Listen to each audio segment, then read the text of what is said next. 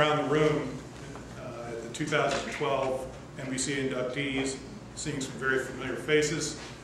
I can honestly say, as Hall of Famer Yogi Berra put it, it's deja vu all over again. When I was the freshman coach at Parkway West in the mid-'80s, I would watch Rick Kirby's Parkway Central teams, and I was in awe of how well prepared and organized they were from the tip-off to the buzzer almost every single game. From Rick, as a young coach, I learned that preparation and organization are the foundation of any successful basketball program, and I tried to emulate that with our teams every subsequent season. I was especially enamored how his Central teams would come out of a timeout and were able to score immediately or change defenses to confuse and disrupt their opponents into a quick turnover. On the deja vu note, roughly a decade later, Ron Cook, his Jackson team broke our hearts at Parkway South in an incredibly hard-fought game in the 1995 Missouri State Class 4A quarterfinals.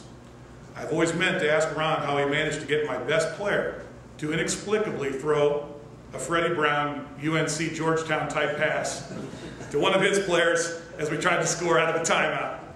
Come to think of it, I probably should have watched Rick more closely. To Rick and Ron and all the others who are here today, have come before, congratulations, and I'm humbled to be in your company. As all the coaches who have been in the profession know, and even those for a short time quickly learn, that it's truly all about the players you have and the help you receive.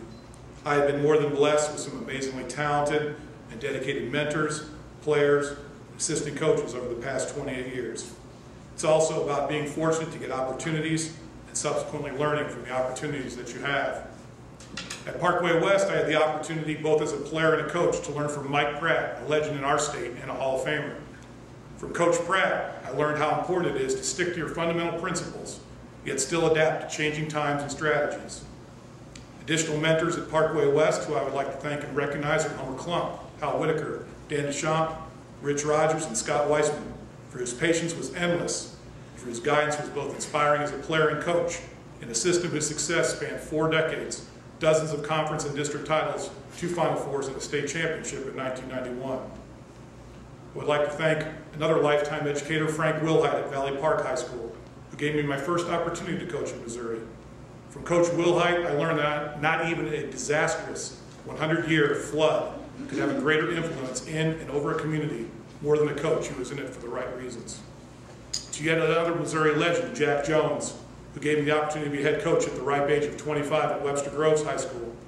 From Mr. Jones, 2-time Missouri State champion as a head football coach, and yet another Hall of Famer, I learned that regardless of how much success you have, the only game that matters is the next one.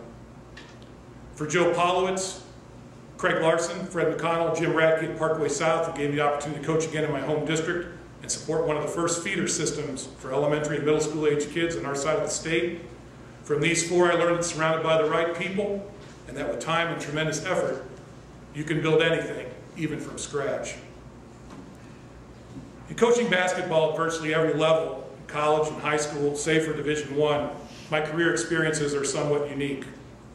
Though the decision to change schools, jobs, and levels, whether voluntary or involuntary, might have seemed arduous or a mistake at first, and doubt would inevitably creep in, the challenges each opportunity presented time and again helped me reevaluate not only who to coach, but how to teach in a sport with an ever-changing landscape.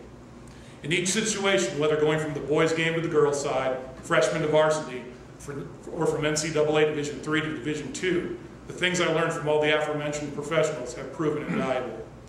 Another thing I learned, and this is an amendment to the speech, that from competitors can bloom great friendships.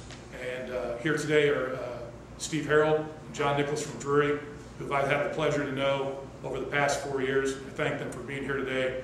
And because of them, I'm almost not here because I've never figured out how to beat them. For the hundreds of players, boys and girls, men and women that I've had the privilege to coach, I am truly indebted. Every day I get the opportunity to learn from our kids.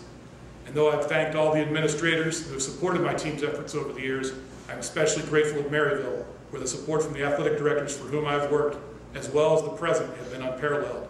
When you love what you do, you never have to call your job work. Every coach should be as fortunate.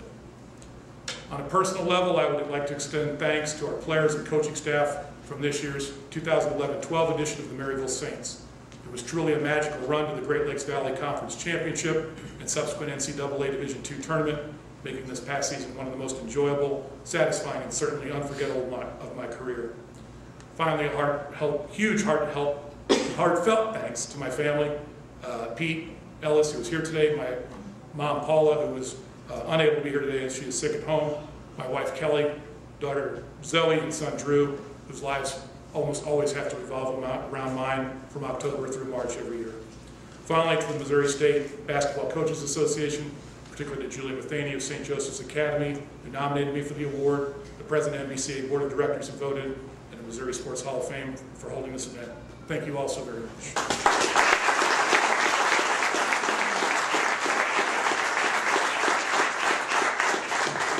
Missouri Basketball Coaches Association, congratulations.